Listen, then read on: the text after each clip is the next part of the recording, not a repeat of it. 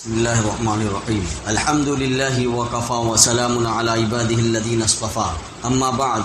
فاعوذ باللہ من الشیطان الرجیم بسم اللہ الرحمن الرحیم وقالوا لن يدخل الجنة إلا من كان هودا أو نصارى تلك أمانيهم قل هاتوا برهانكم إن كنتم صادقين۔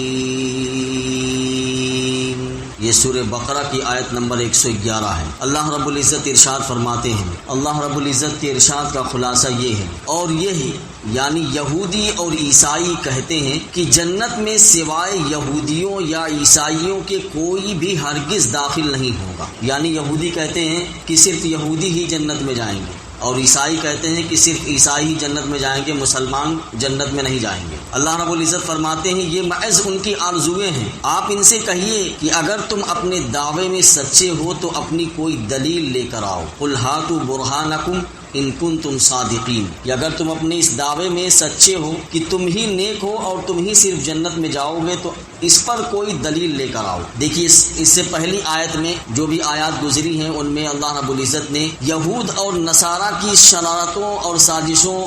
اور ان کی گستاخیوں کا ذکر فرما کر مسلمانوں کو آگاہ کیا ہے تاکہ وہ ان کی شرارتوں کے اثرات بد سے محفوظ رہیں، یعنی برے اثرات سے محفوظ رہیں۔ یہ پیش نظر جو آیت کریمہ ہے، اس آیت کریمہ مسلمانوں کو ان کی مزید ایک شرارت سے متنبہ کیا گیا ہے جس کا تعلق جو ہے انسانی نجات سے ہے۔ یہودی اور نصرانی، یا کہہ لیجیے کہ یہود اور نصارہ دونوں کا یہ مشترکہ دعوت اور خیال تھا کہ جنت میں ان کے سوا کوئی نہیں جائے گا۔ یعنی وہ کہتے تھے کہ جنت جو ہے ان کے باپ کی جاگیر ہے، لہٰذا ہمارے علاوہ کوئی جنت میں نہیں جا سکتا ہے، اور یہ دعویٰ کرتے تھے کہ سچائی صرف انہی کے ساتھ ہے، یعنی انہی کے پاس ہے صرف سچائی، ہم ہی وہی لوگ صرف نیک ہیں، اور نجات پا کر جنت میں صرف وہی داخل ہوں گے۔ اللہ رب العزت نے اس آیت میں ایک جھٹکے میں ان کے اس نامعقول دعوے کی تردید کر دی ہے۔ اللہ رب العزت نے کہا تلک امانیہم، یہ ان کی جھوٹی آرزویں ہیں۔ اللہ رب العزت فرماتے ہیں کہ اے نبی، یہ جنت یعنی اس کے جھوٹے دعوے دار ہیں، یہ جنت کے جھوٹے دعوے دار جو ہیں ان سے آپ کہہ دیجئے کہ اگر تم سچے ہو کہ تم ہی جنتی ہو تو تم اپنے قول پر، یعنی جو یہ بات پیش کر رہے ہو کہ صرف تم ہی جنتی ہو، اس پر کوئی دلیل لے کر آؤ۔ اب بتائیے کہ اللہ رب العزت کی ذات طاقتور ہے، تو طاقتور رب ذوالجلال کی طرف سے دلیل کا مطالبہ خود اس بات کی علامت ہے، اس بات کا ثبوت ہے کہ یہود و نصارہ کا یہ دعویٰ جو ہے کھوکھلا ہے، جس کی کوئی حقیقت نہیں ہے۔ دیکھیے جس شخص کا تعلق بھی مذہب سے ہوتا ہے اس کے لیے سب سے بنیادی بات جو بے حد ضروری ہوتی ہے، جو بے حد اہمیت بھی رکھتی ہے، وہ یہ ہے کہ دنیا میں کامیابی اور آخرت میں نجات کا راستہ کیا ہو، یعنی دنیا میں کامیابی کیسے ملے گی اور آخرت میں نجات کا راستہ کیا ہوگا۔ یعنی جو بھی مذہب سے تعلق رکھتا ہے وہ مذہب والا جو ہے اس کی اہمیت کو سمجھتا ہے، تو ہر مذہب نے انسانوں کو اس کے راستے کی دعوت دی ہے۔ یہود اور نصارہ مسلمانوں اور دوسرے گروہوں سے کہتے تھے کہ تم نئے آنے والے نبی کے پاس اس لیے جاتے ہو کہ وہ تمہیں نجات کا راستہ بتائیں، حالانکہ وہ کہتے تھے کہ اس سے پہلے یہودیت اور نصرانیت پہلے یہ راستہ وہ لوگ کھول چکے ہیں، یعنی یہودیت اور نصرانیت یہ راستہ کھول چکی ہے، اور اسلام ان دونوں کی صداقت کو تسلیم کرتا ہے۔ وہ خود کہتے تھے کہ اسلام جو یہودیت کو بھی تسلیم کرتا ہے اور نصرانیت کو بھی تسلیم کرتا ہے، چونکہ یہودی اپنے آپ کو موسیٰ علیہ السلام کی طرف منسوب کرتے ہیں، اور عیسائی جو ہے اپنے آپ کو عیسیٰ علیہ السلام کے پیروکار ہونے کا دعویٰ کرتے ہیں۔ اور قرآن کریم ان دونوں نبیوں اور ان پر نازل ہونے والی تورات اور انجیل کی صداقت کی تصدیق کرتا ہے، اور یقیناً کرتا ہے کہ موسیٰ علیہ السلام نبی ہیں اور عیسیٰ علیہ السلام نبی ہیں، اور ان پر جو کتاب نازل ہوئی تورات اور انجیل قرآن کریم اور خود اللہ کے رسول صلی اللہ علیہ وسلم یہ اس کی صداقت کی تصدیق کرتے ہیں۔ تو اس کا مطلب یہ ہوا، وہ کہتے تھے کہ یہود اور نصارہ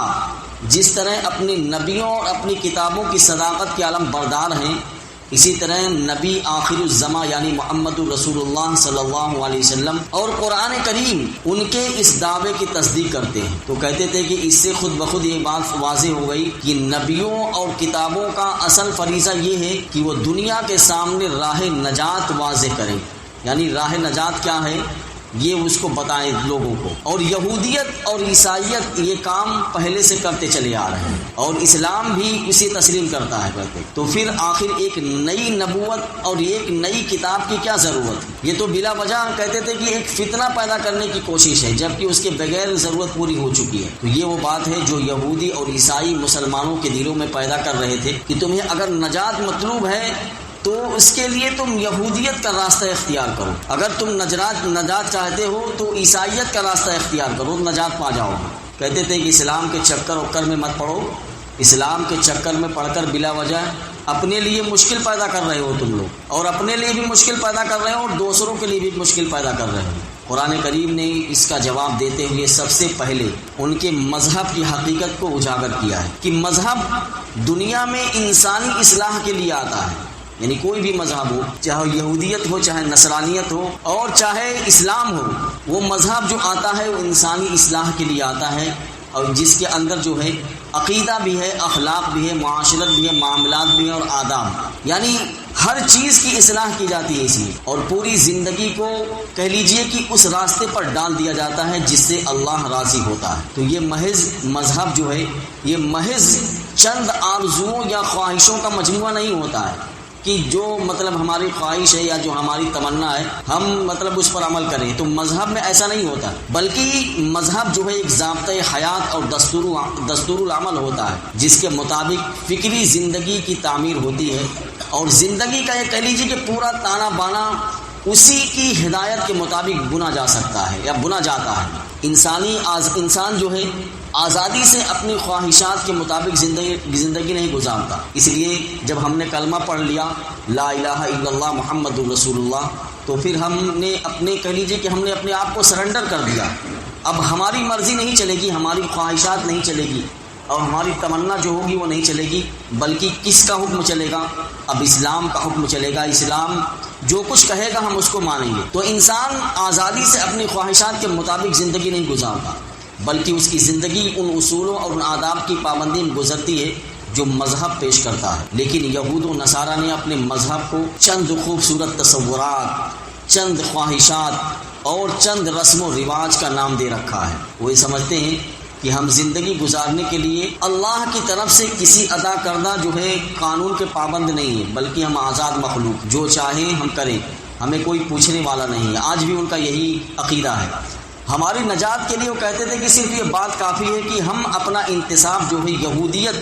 یعنی موسیٰ علیہ السلام کی طرف رکھتے ہیں، یا عیسائیت یعنی عیسیٰ علیہ السلام کی طرف رکھتے ہیں، یعنی ہماری نسبت جو ہے موسیٰ علیہ السلام سے ہے، عیسیٰ علیہ السلام سے ہے، تو جنت ہمارے لیے ہی پیدا کی گئی، ہم اللہ کے بیٹے ہیں اور اس کے چہیتے ہیں،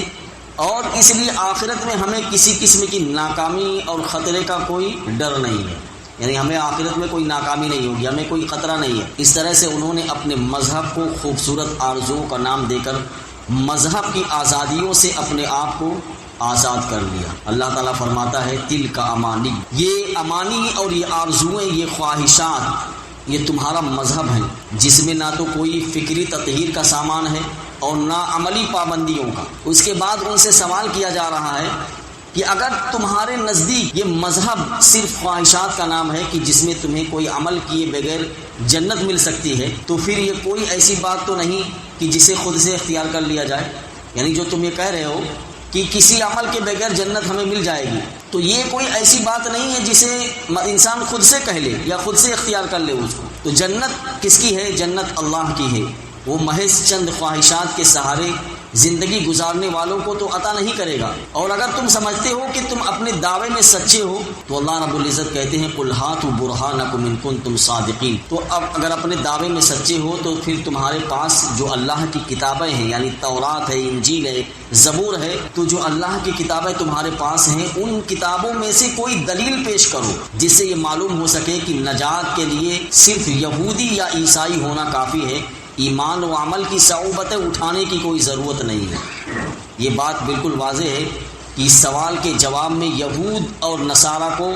بالکل صاف سن گیا. یعنی قرآن کے اس چیلنج یا قرآن کا جو دعویٰ ہے، اللہ رب العزت نے دعویٰ کیا کہ تم اپنی اس بات پر کوئی دلیل پیش کرو، تو اس سوال کے جواب میں یہود و نصارہ کو صاف سن گیا. وہ اس کا کیا جواب دے سکتے؟ چنانچہ اگلی آیت جو آ رہی ہے اس میں پروردگار عالم نے خود